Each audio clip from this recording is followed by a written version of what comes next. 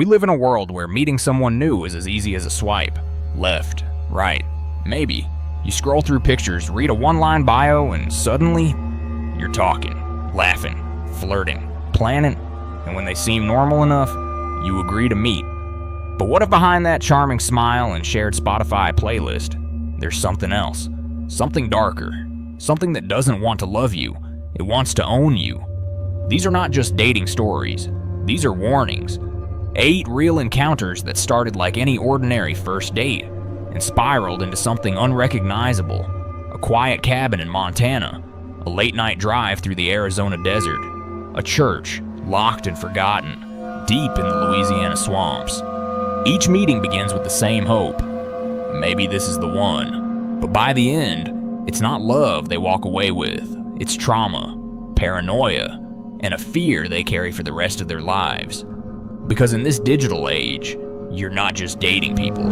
You're dating algorithms, masks, fantasies, and sometimes predators who know exactly what you want to hear. So turn down the lights, put on your headphones, and get ready for 8 stories that will make you think twice the next time someone messages you, "Hey, you seem cool." This isn't about ghosting. This is about what happens when you let the wrong person in. But this isn't just one cautionary tale. It's 8. 8 true stories of first dates gone wrong, terrifyingly wrong. And each of them began the same way, with a match, with a smile, with a spark, until it all started to unravel. Let's begin with the first one, where a perfectly charming man seemed like a dream, until the dream wanted her to stay forever. The cabin, under the pines. I met him on Tinder. His name was Rick, 26, rugged, lived just outside Kalispell, Montana. His profile had the kind of photos you'd expect from a guy like that. Wide open skies, hiking trails, a worn down Jeep parked in front of a cabin deep in the woods. He didn't say much in his bio, just looking for peace and chaos, photographer, into pine trees and quiet women. I should have swiped left, but I didn't. We matched on a Sunday. By Wednesday, we were talking every night. Rick wasn't charming in the usual way. He wasn't trying too hard, and that somehow made him feel safer.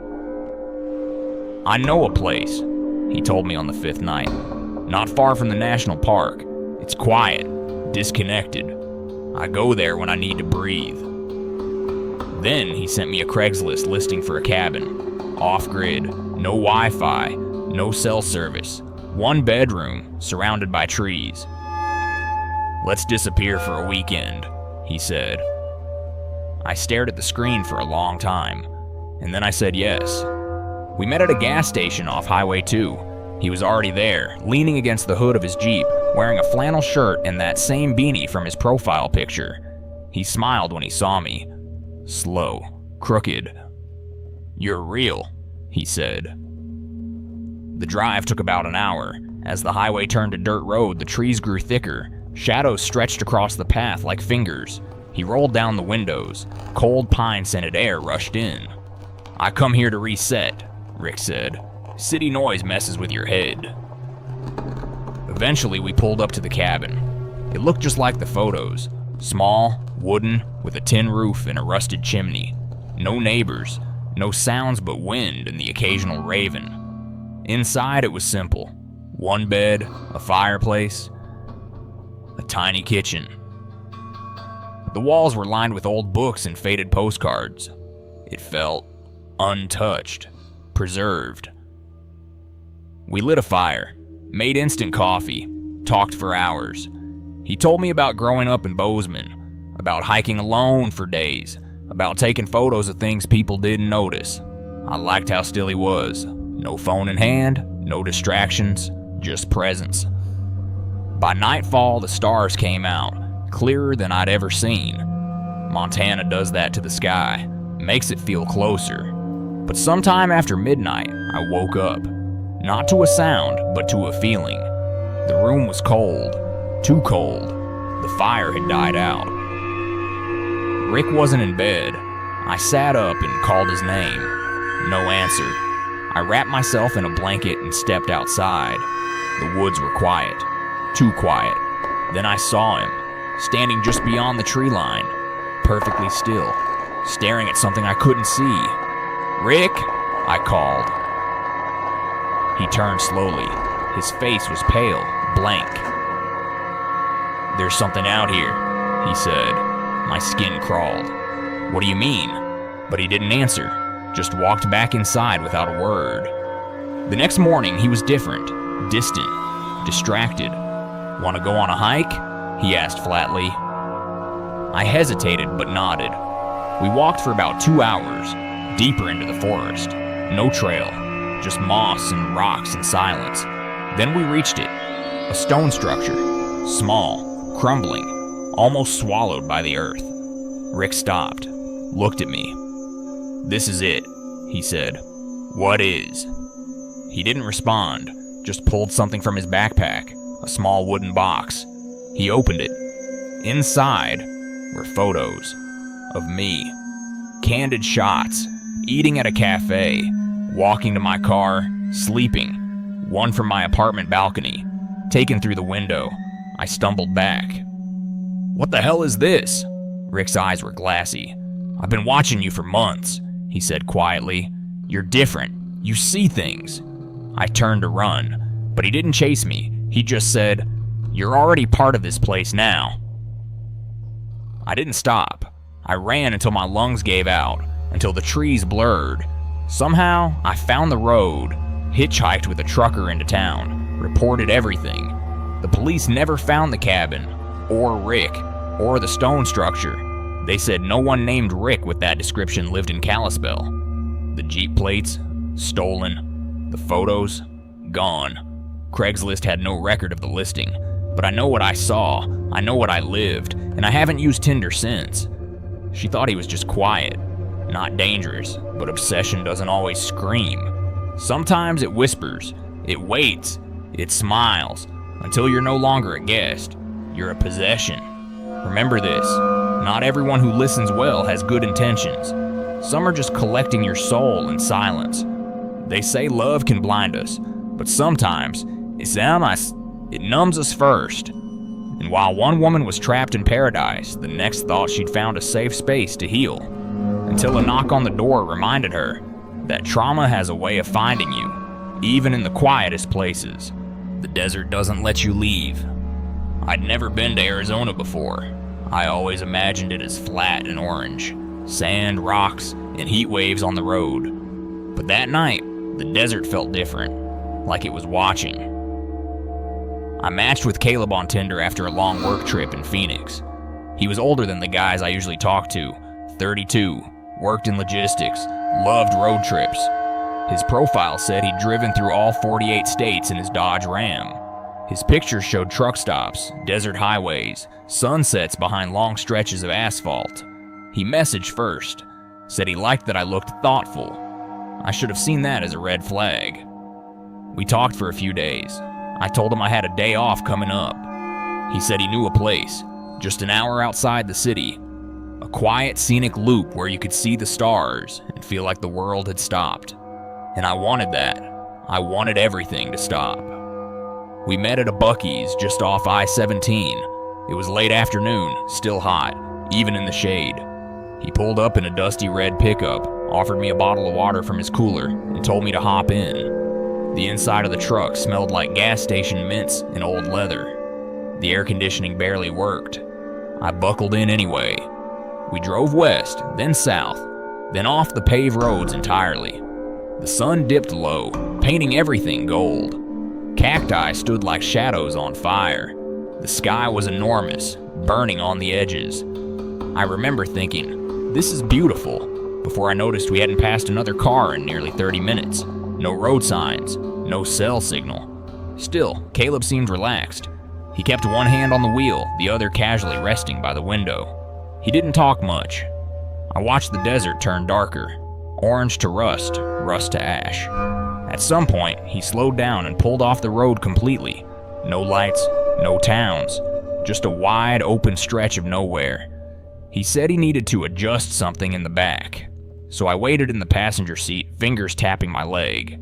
The silence was too loud. I reached for my phone. Dead screen. No bars, not even a flicker. I turned to look out the back window and froze. There was a camera mounted on the dashboard, facing me. It was small, tucked near the rearview mirror, but very much on. A tiny red light blinked. I hadn't noticed it when I got in. A wave of heat rose in my stomach. I stepped out of the truck and called his name. No answer. I walked around to the back. Empty. No Caleb. Just his footprints disappearing into the desert.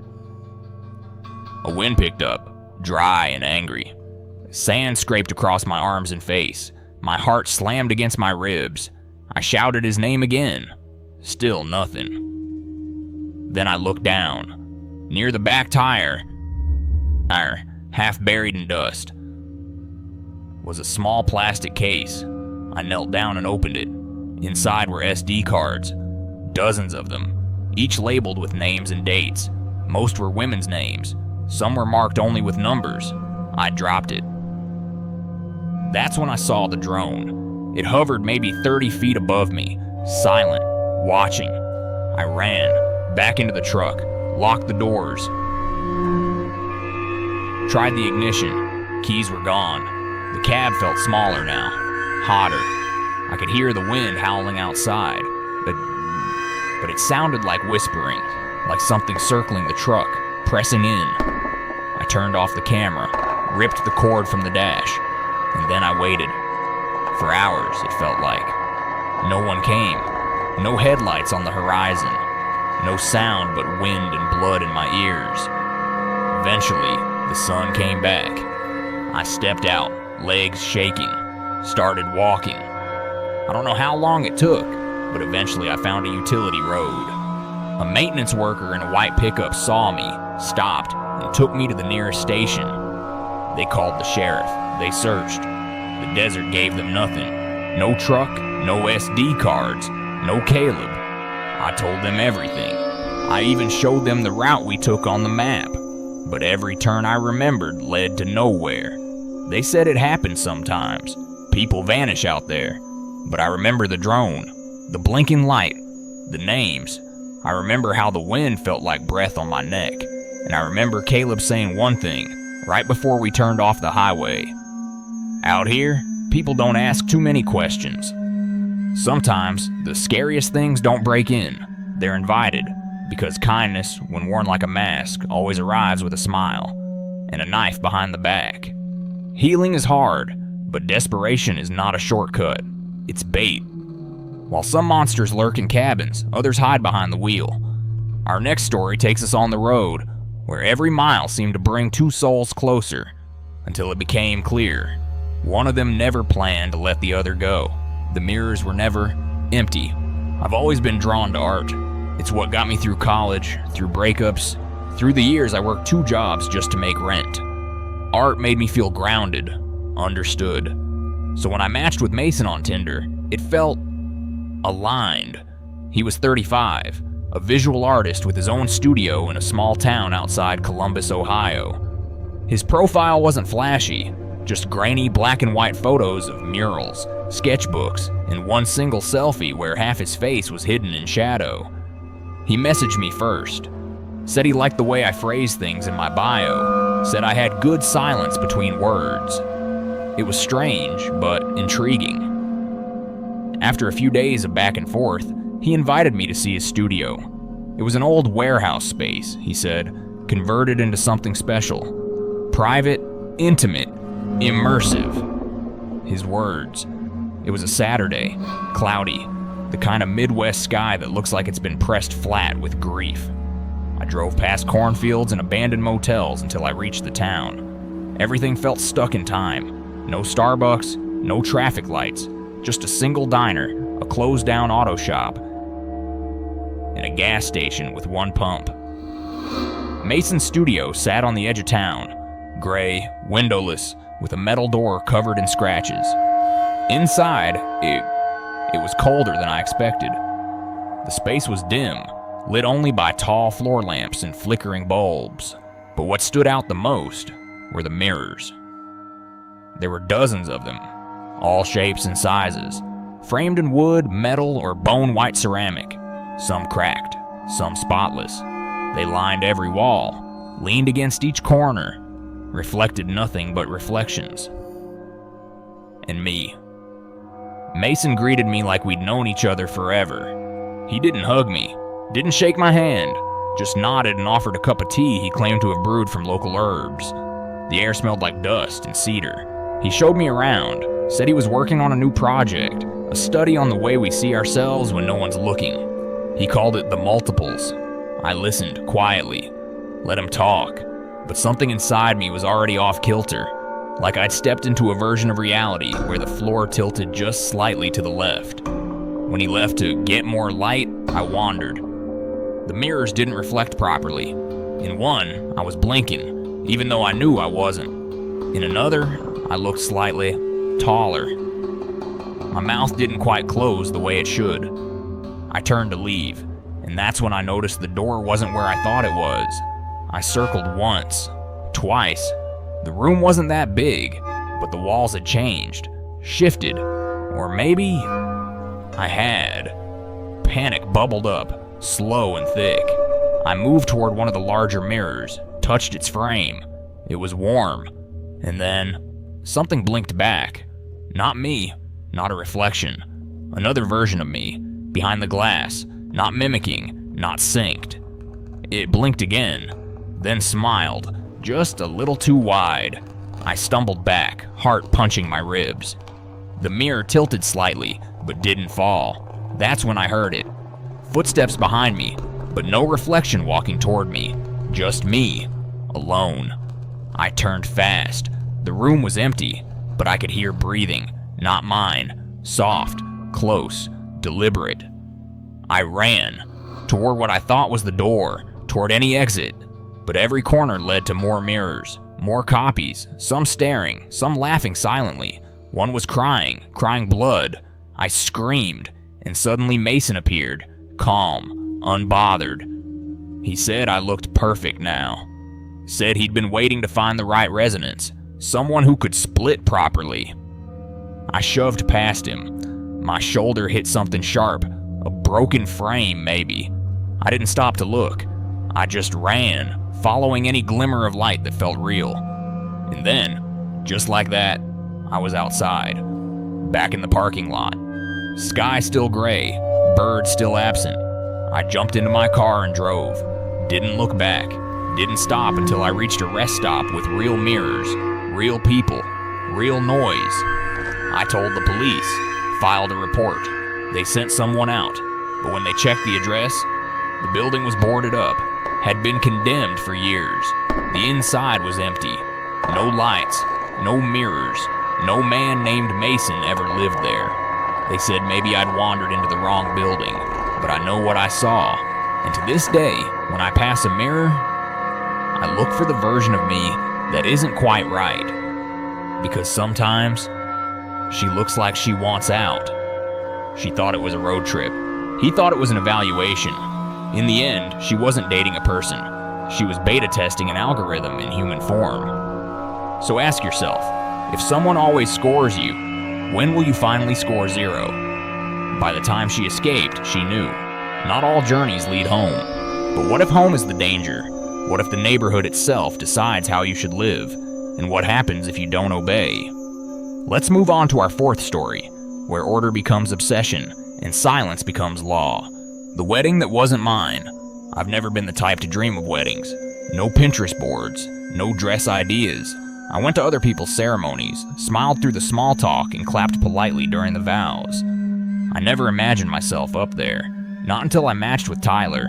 He was quiet, thoughtful, the kind of man who typed with proper punctuation and didn't overuse emojis. His profile was simple, just a few pictures of him behind a camera, all taken in black and white.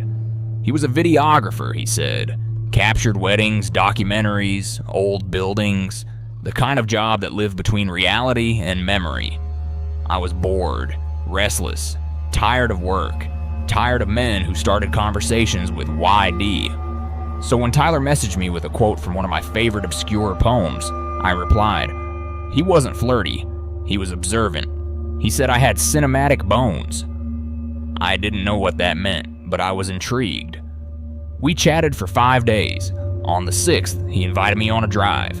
just to scout a location for a project, a chapel tucked away in the swamps of southern Louisiana. He said it had a history, the kind of place that remembers everything, he wrote. I agreed, mostly out of curiosity, partly because something about him felt old, like a story waiting to be finished.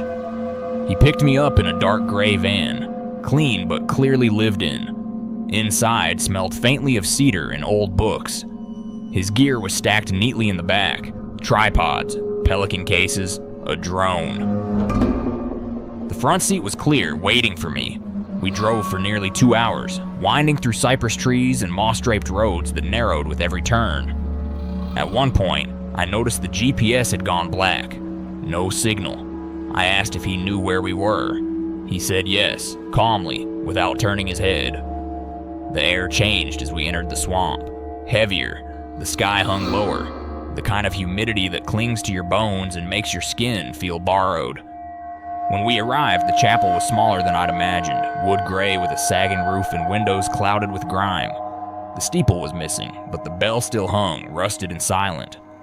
Ivy crept over every corner. A small wooden sign read, St. Delilah's, Est, 1881. Inside, it was cooler. Still, the air smelled like mold and old paper. The pews were intact, though crooked. Light filtered through fractured stained glass, painting the floor with distorted color. Tyler moved through the space like he'd been there before. He set up his tripod near the back, then started unpacking gear with precise, practiced motions. I wandered, drawn by the eerie calm.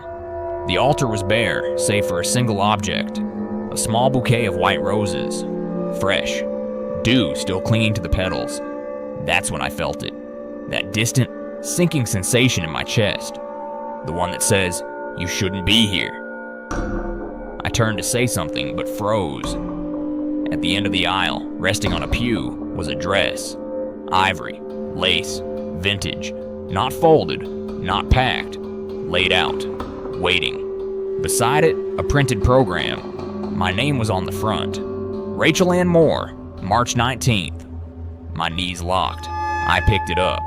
The inside listed an order of ceremony, bridesmaids, my parents' names, a reading from Corinthians. None of it real, and yet somehow entirely correct. I looked back toward Tyler. He was now filming. The camera aimed at the altar. He didn't say a word. I walked backward, slowly, until I bumped into something. A stand holding a framed photograph of me in the dress, smiling. But I had never taken that photo. My skin went cold. I backed away, faster now, each step creaking on the warped floorboards. I turned for the door, but it was no longer open. The light outside was gone. Only dusk, gray and thick, pressed against the windows. I tried to speak, but my throat dried. Tyler lowered the camera, walked toward me, slow and deliberate. He held a ring box in one hand. I moved left. He followed, casually, as if this was all part of a rehearsal. My heel caught on the edge of a pew. I fell hard. Splinters bit into my palm. I scrambled to my feet and pushed through a side door into what looked like a storage room, once a sacristy. Inside, the air was different, stagnant.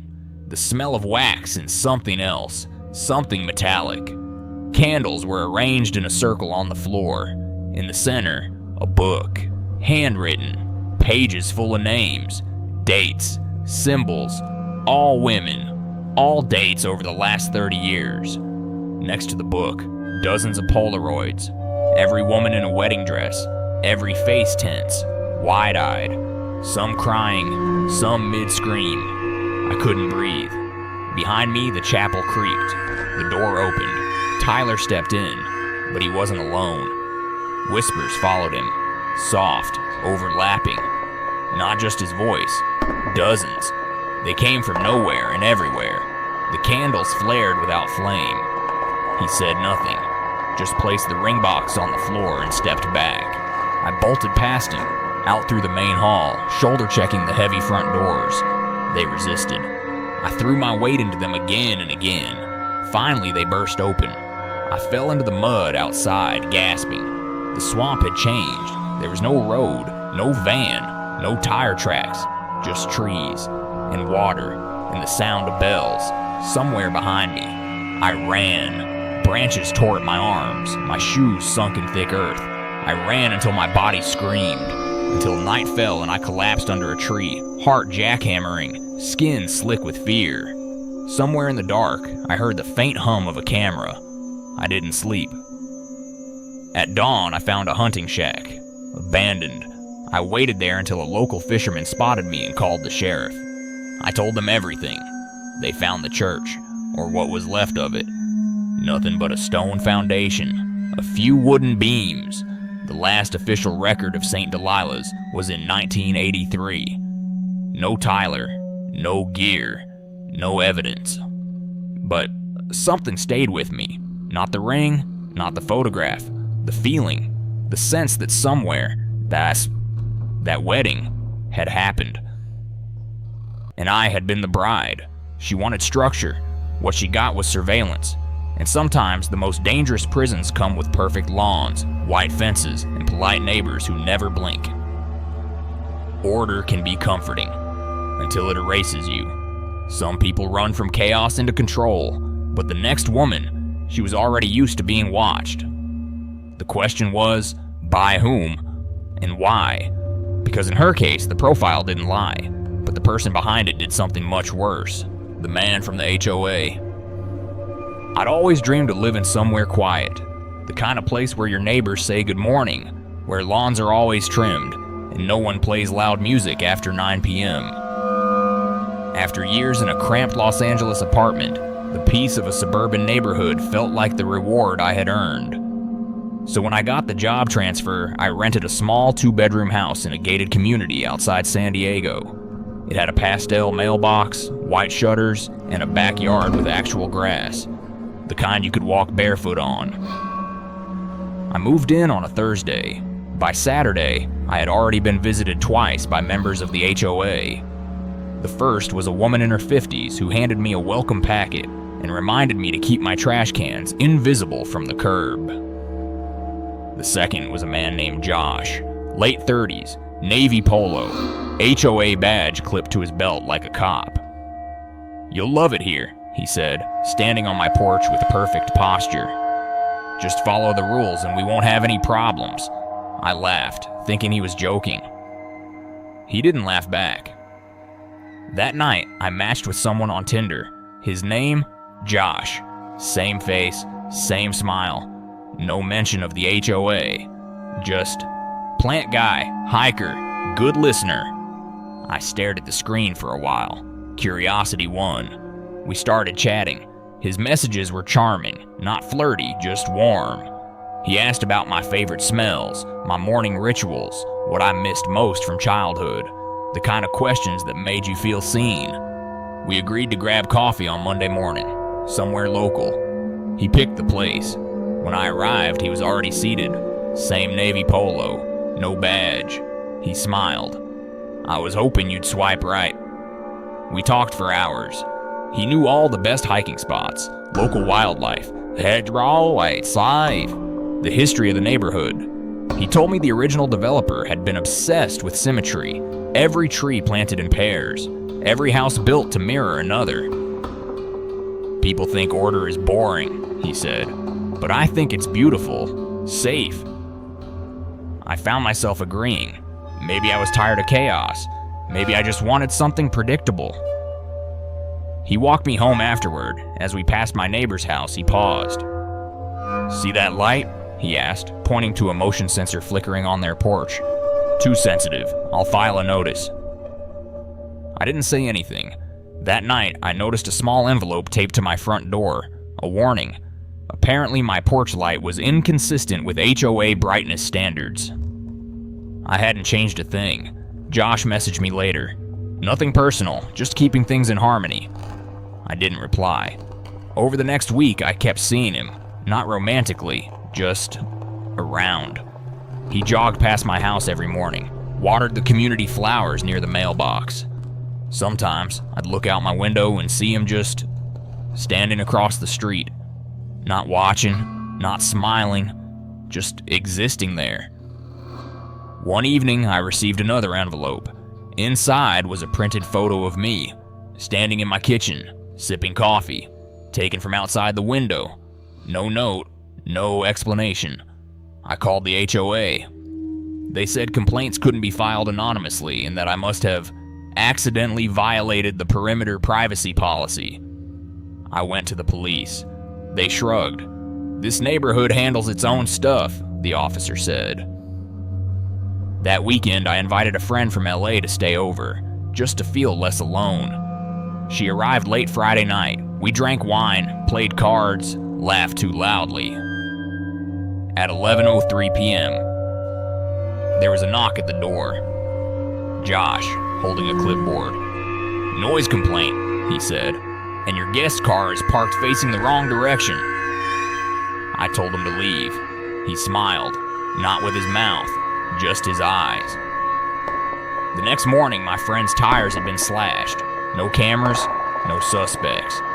She left before noon. I tried to delete Tinder. The app froze.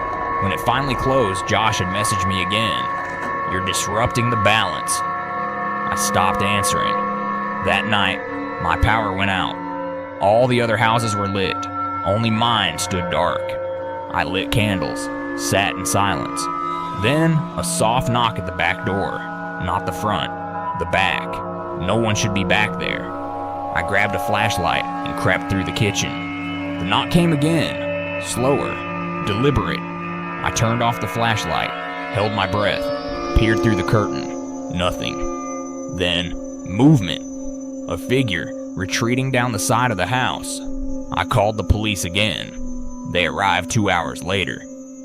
"Are you sure it wasn't just a neighbor checking in?" the officer asked. "People here are very involved."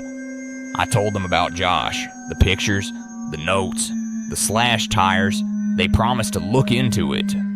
Days passed, no updates. I bought blackout curtains, changed my routine, stopped going out. Josh didn't message again, but every night my porch light flickered. Every morning a new envelope appeared, sometimes blank, sometimes containing a single typed word: messy, unapproved, unbalanced. One morning, I woke up to find my trash cans placed perfectly. Lids aligned, handles facing east. I hadn't touched them. Another time, my lawn was trimmed an exact half-inch shorter. I never saw who did it, but I started to feel shaped, as if someone was rounding off my edges, turning me into a better fit. I looked in the mirror and barely recognized the woman there. She stood straighter, smiled less, blinked less. Then, one night, I noticed something in my mailbox. A newsletter. HOA Monthly. On the back page, under new member announcements, my name was listed. Emily Hart, full member. HOA approved resident. I never applied. I never agreed. And yet, there it was. The next time I looked at Tinder, Josh's profile was gone, vanished, but a new match appeared. Same smile, new name. David, different job, different age, but same eyes, same questions. Do you like things neat? Do you prefer order? Do you believe people are better when someone watches? I deleted the app. Again. This time it worked. For now. I'm writing this from inside my home. The curtains drawn, the lights off, the windows locked. But I know someone's outside, watching. Not because they're in love, not because they want to hurt me, but because they believe this neighborhood, this perfect little cul-de-sac with its pastel mailboxes and painted curbs, is more important than me, and that I must be corrected. Every day I stay, I become more like them, more symmetrical, more silent, more approved. And I don't know if I'll ever get out, because in neighborhoods like this, you don't leave, you just disappear into the rules. What she thought was a peaceful retreat turned into a chilling lesson. When someone knows everything about you before you even speak, you've already lost. She thought the lake would calm her, but the only thing that was clear was the reflection staring back at her. In the silence of nature, be wary of who's watching. Some reflections don't belong to you. The further we go, the clearer it becomes. Dating apps aren't always about connection. Sometimes they're just access points. And when one woman agreed to spend a weekend in nature, she didn't know she'd been logged, rated, and recorded, all in the name of compatibility. Gone fishing. I met Peter on Bumble. He wasn't like the other men I'd matched with. No gym selfies, no one-liners. His profile was quiet. A few well-composed photos, one on a trail with a lake behind him, another reading beside a campfire. The third smiling gently with a hawk perched on his arm. His bio was even simpler. Environmental restoration, trees, traffic. Let's get quiet together. I swiped right, and to my surprise, he already had. Our conversation was slow and sincere. He asked thoughtful questions. What sound makes me feel at home? Do I feel more alive in the city or the woods? What's the one part of me I've never shown anyone? We messaged for 3 days before he suggested we meet. Up north, he said, near one of the old lakes. It's peaceful this time of year. We'll take a trail no one uses anymore. You'll love it. I hesitated. A remote lake in northern Michigan with a man I hadn't met, but something in his tone felt grounded, patient. I needed that. I'd just moved out of a 6-year relationship that left me drained. The city noise had become unbearable, and Peter felt different, like someone who'd never raise his voice, someone who'd never need to. So I said yes. He picked me up at 6 a.m. sharp in a faded blue Subaru with a canoe strapped to the roof and a box of books in the back seat. He handed me a thermos of hot coffee without saying a word. Inside, the car smelled like pine wood and lemon balm. As we drove north, the concrete melted into forest. Cell signal dropped. Civilization faded into green.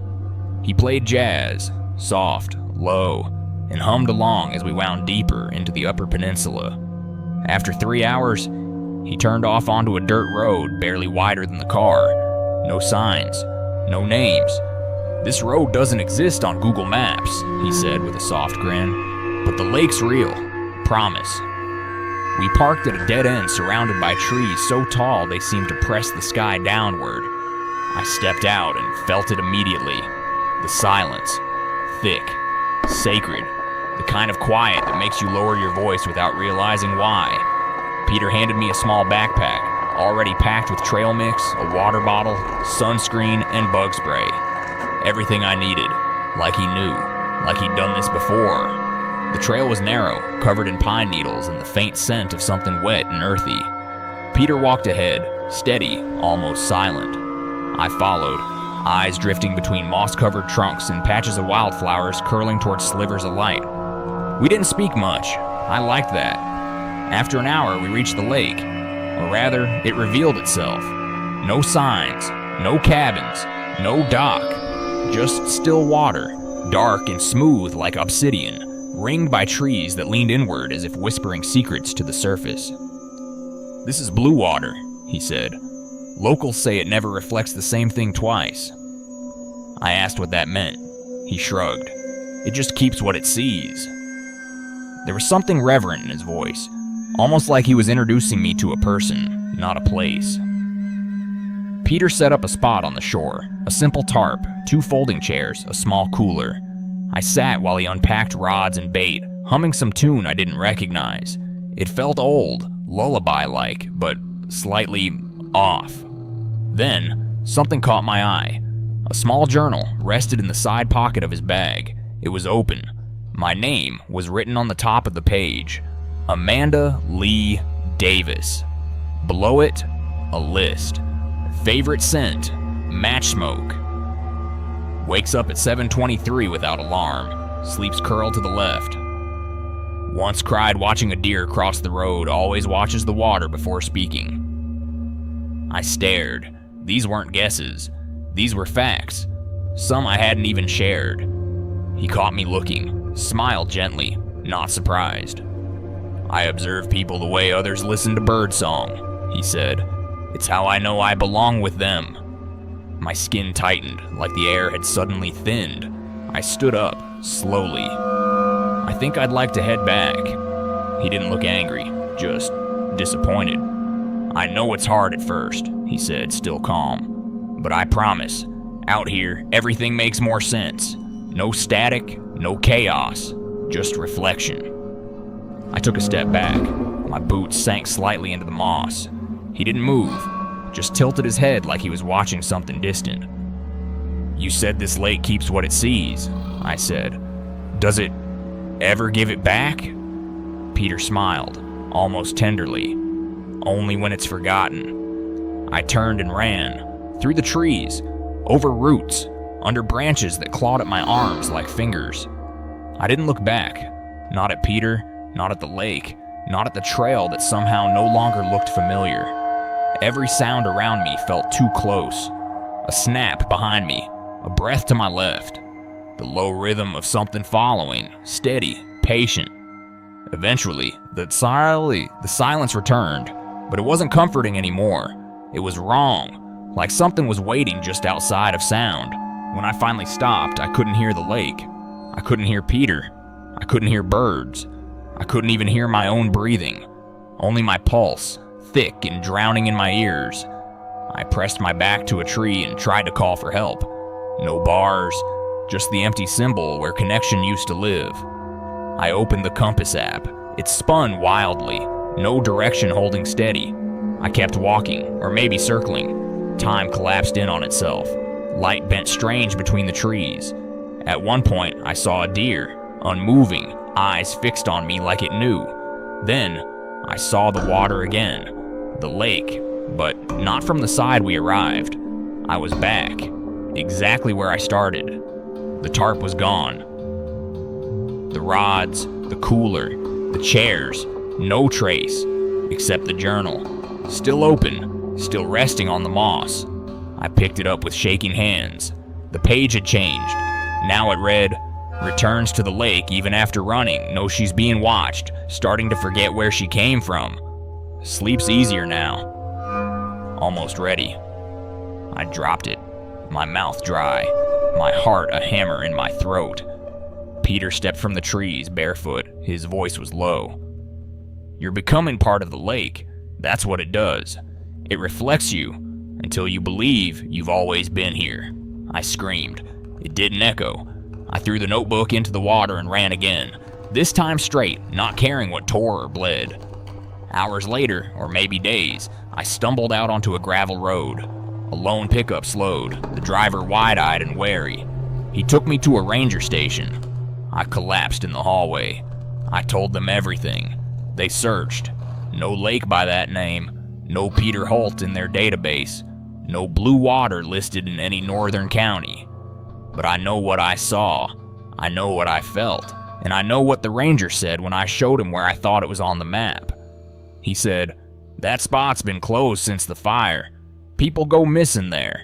He looked at me, eyes narrowing. "You look familiar," he added.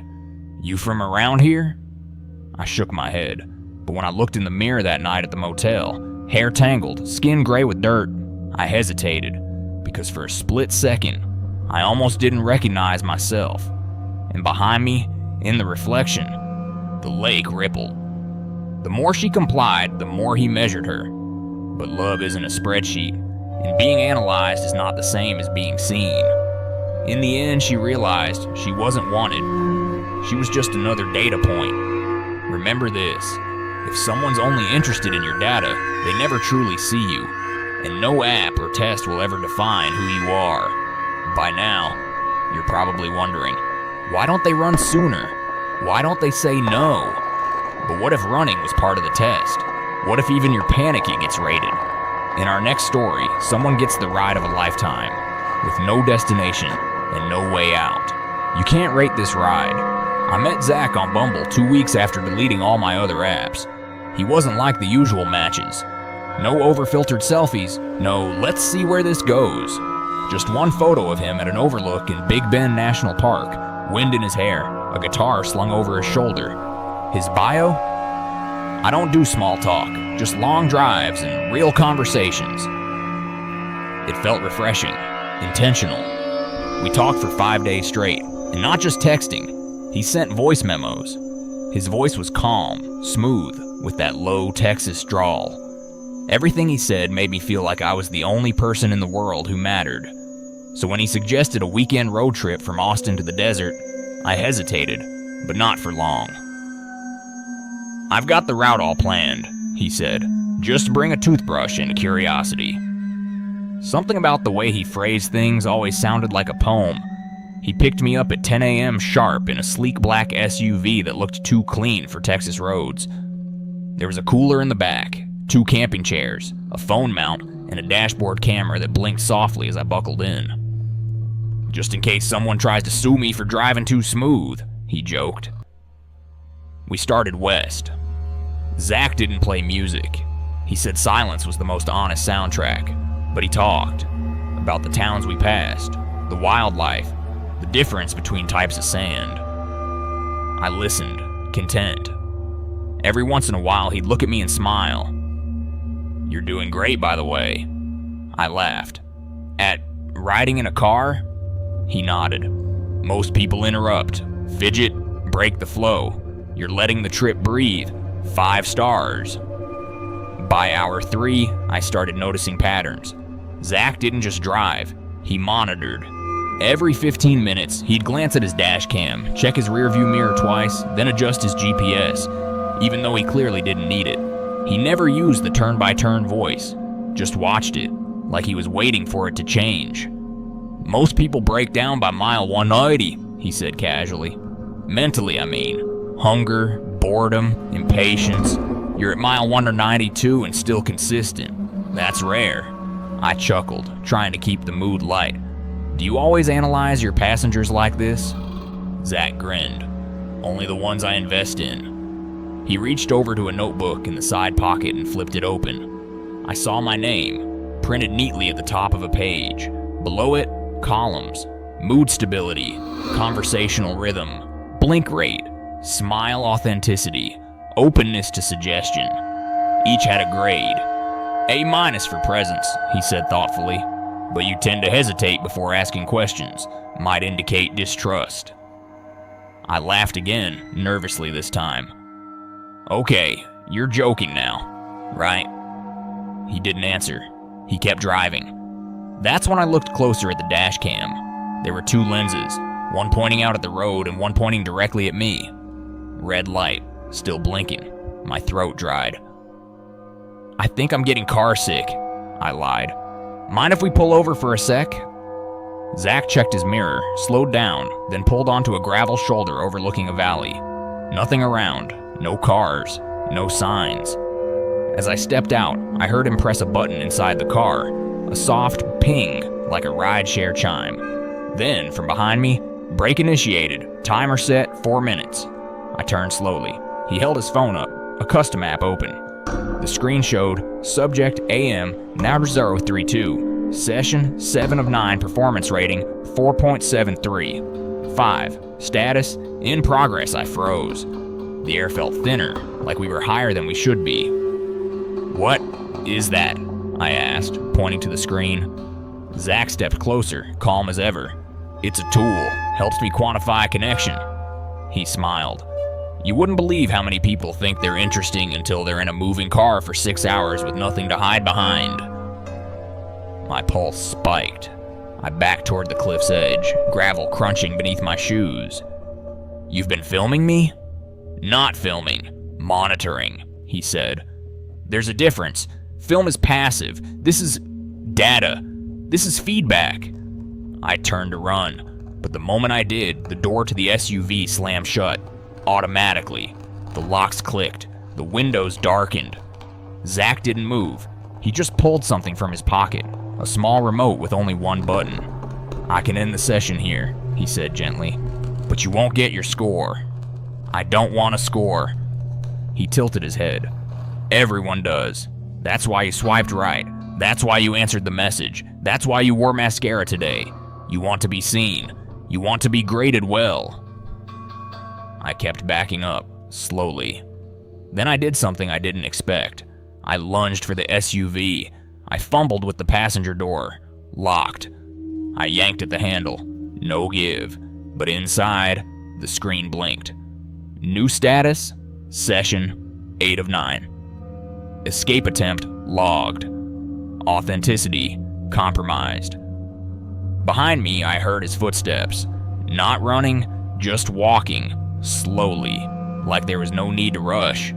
I screamed. The sound hit nothing. No echo, just wide sky and empty desert. Then I saw it, on the dashboard. A folder labeled Retired Sessions.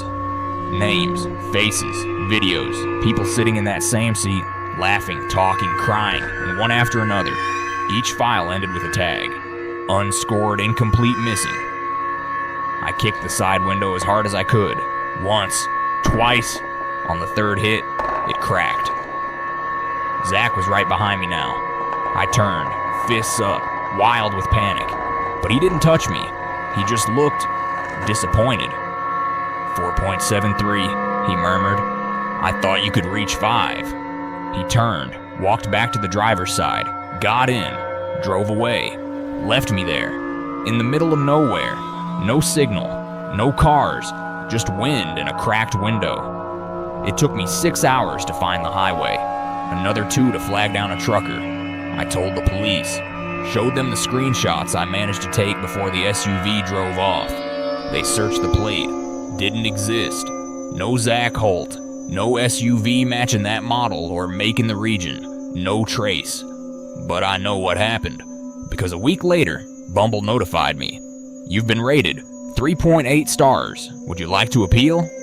She thought she had control, but the ride was never hers. Every moment, every decision was a rating, a measure of how much she was worth. In the end, she wasn't a partner. She was part of a project. If someone rates your every move, your value doesn't belong to you anymore. It belongs to their obsession. Sometimes, the scariest part isn't getting lost. It's being rewritten. In our final story, a woman doesn't just risk her life on a first date. She risks forgetting she ever had one. Because when someone skips the talking phase, they might already know who you'll be. Better than you do. The man who skipped the talking phase. The message came at 2:14 a.m. No. Hey. No. Hi. How are you? Just, let's skip the talking. Come see what real connection feels like. His name was Ian. No last name, no emojis, just that line. One photo, blurry, slightly tilted, showing half of his face in firelight. His profile bio said only this: North of Ely, quiet soul. I don't do chat, I listen deeper. I should have unmatched, but something about the bluntness hooked me. Maybe it was the insomnia, or the months of dead-end dating apps where every conversation felt like reading the same 3 lines in different fonts. But I replied, when? He sent an address, no number, just a road name. Google Maps barely found it. It was somewhere outside Ely, Nevada, remote, between the last stretch of desert and nothingness. I'll know when you're close, he messaged. The air changes. I didn't tell anyone. I packed a bag, water, protein bars, a hoodie, pepper spray. I told myself it was just curiosity. One last weird date before I swore off apps forever. I rented a car and drove north. Paved roads turned to gravel. The GPS signal died. The air changed, not in temperature, but weight. It felt watched. That's when I saw it. A small cabin, unassuming, wood-paneled. Not a soul around. No cars, no mailbox, no path. Just there, like it had always been there. I stepped out of the car. The air was thick, still, too still, like the desert was holding its breath for me, or warning me. The door was open, not unlocked, open, as if expecting me. No creaks, no dust, just readiness. I stepped in. The inside was dim, lit only by sunlight leaking through half-closed curtains. Everything was too clean, too neutral. Walls a soft gray. No art, no photographs, no smell, not even dust or wood. Just nothing.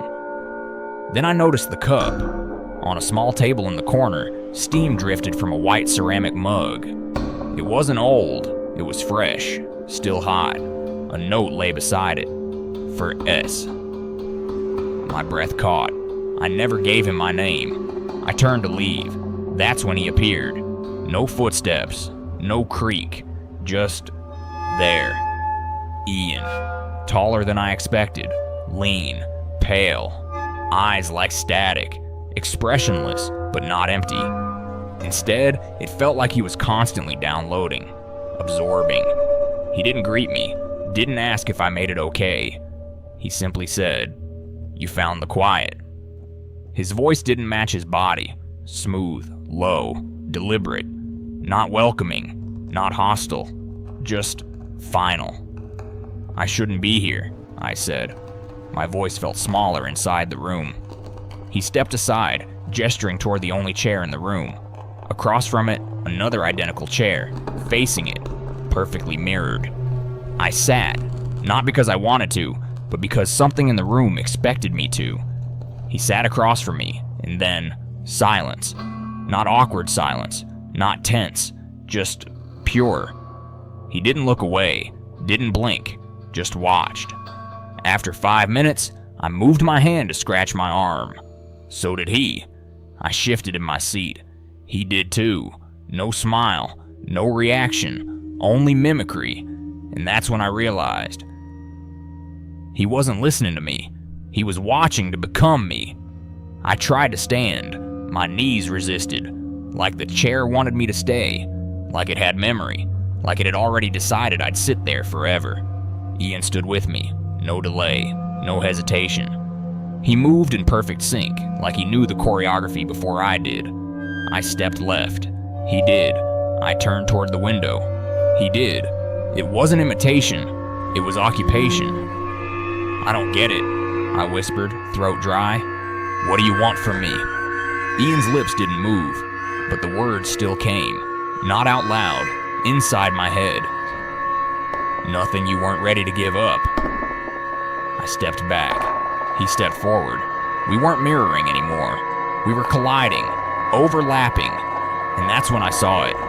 In the corner of the room, a mirror, full length, tall, narrow.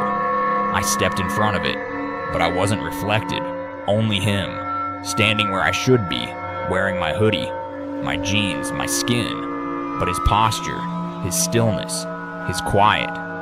Behind me, the room was different now. The walls weren't blank. They were lined with photographs, hundreds, maybe thousands. Each frame held a face, emotionless, vacant, glassy-eyed. Some I recognized, faces I'd seen on Bumble, smiling strangers, all gone, all here, all kept. I turned back to the mirror. Ian was closer now. He raised his hand slowly, palm facing mine. Without thinking, I reached out. Our hands touched the glass.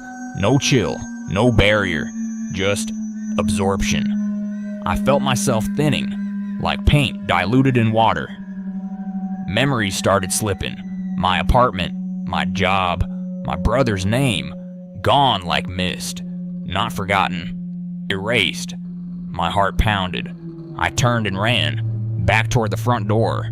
But the cabin had changed. There was no exit, no floorboards, no windows, just gray. Endless gray. The sound of my footsteps disappeared. Even my breathing stopped making noise. I wasn't in a house anymore. I was in him. A space designed to absorb identity, to overwrite noise with silence, to take in people like me, people who were tired of explaining themselves. I collapsed to the floor. Or maybe it wasn't a floor anymore, just sensation, just fading. Ian knelt beside me, his face now completely mine, but not soft, not afraid, just precise. "There," he whispered.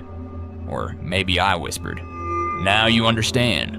Then black, not sleep, not unconsciousness, just absence. I woke up in my apartment, or something like it. The bed was the same, the rug, the smell of my lavender lotion, but I didn't feel like I fit here. Everything was almost right. The photos on the wall were mine, but the frames were slightly smaller. The light switch had one less notch. My phone lit up beside me. Bumble. One new match. I opened the app. It's a match!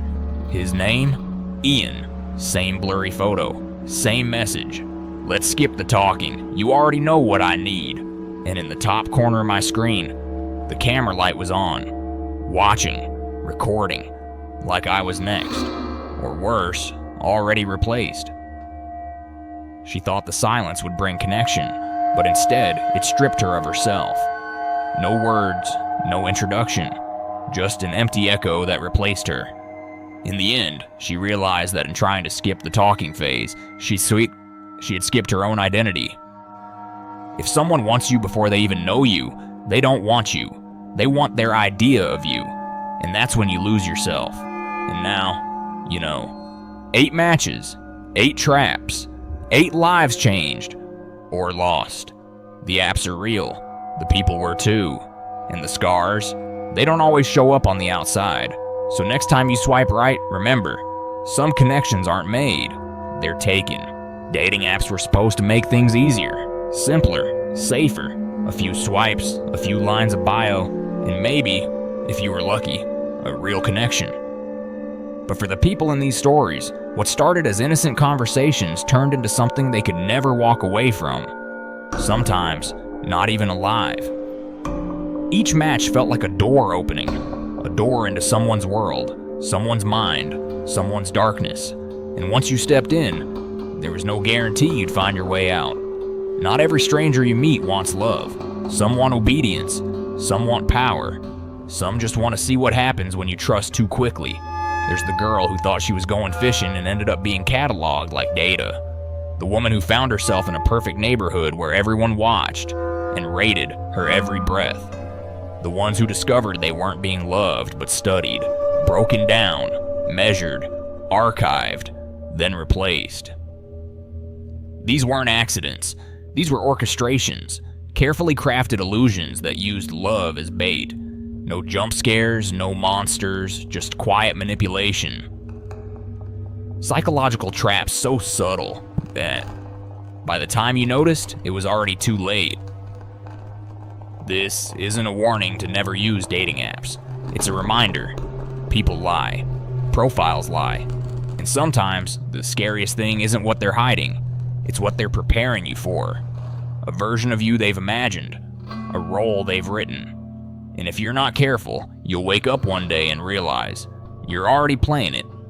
So if you ever feel like the silence on a date is too perfect, if they already seem to know everything about you, if the world around you starts to feel just a little too curated, stop. Ask yourself, is this real? Or are you becoming someone else's idea of who you should be? Because in the end, the most terrifying thing about love is losing yourself in it.